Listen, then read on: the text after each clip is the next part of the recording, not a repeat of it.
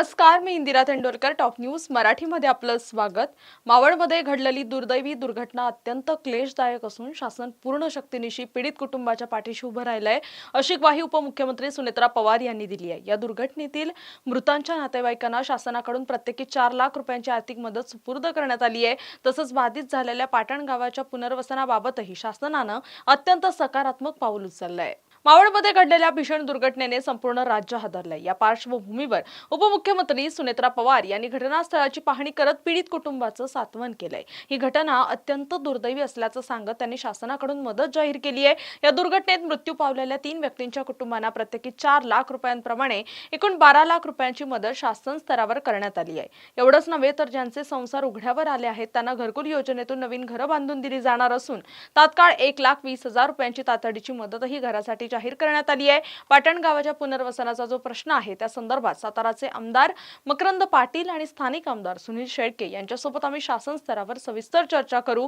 गावकऱ्यांच्या इच्छेनुसार गायरान जागेवर गावाचं पुनर्वसन करता येईल का, याबाबत योग्य तो सकारात्मक निर्णय लवकरच घेतला जाईल. कुटुंबाला भेट देण्यासाठी आल्या शासन स्तरावर कशा प्रकारे मदत केली जाईल? आताच मी पीडित कुटुंबाच्या एक महिला आहेत त्यांना भेटून आले.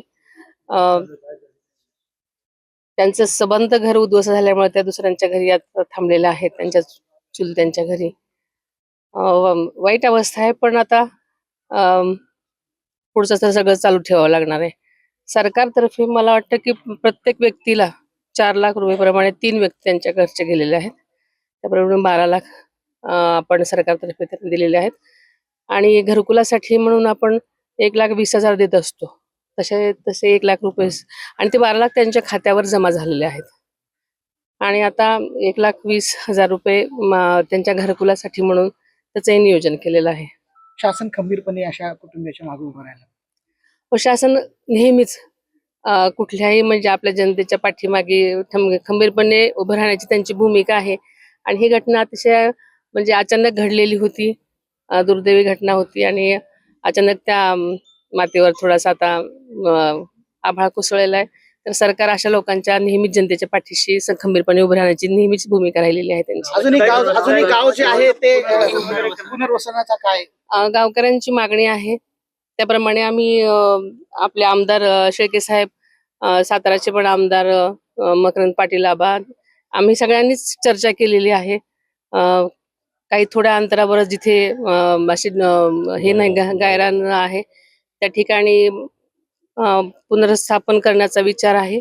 आम्ही सगळेच मुंबईला आता मीटिंग घेऊन गावकऱ्यांची जी इच्छा आहे त्यावरती धोरणात्मक काय जो असेल तो निर्णय होईल आणि तशा प्रकारची कारवाई पुढच्या दृष्टीने आम्ही करू.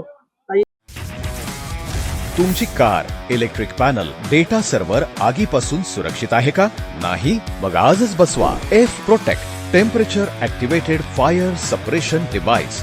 यामध्ये आहे eco friendly non toxic pressurised liquid, जे आग लागल्यास क्षणार्धात ऍक्टिव्हेट होऊन आगीवरती मिळवते नियंत्रण. बसवण्यास अतिशय सोपे आणि सुटसुटीत टेकालिपचे एक दर्जेदार उत्पादन एफ प्रोटेक्ट.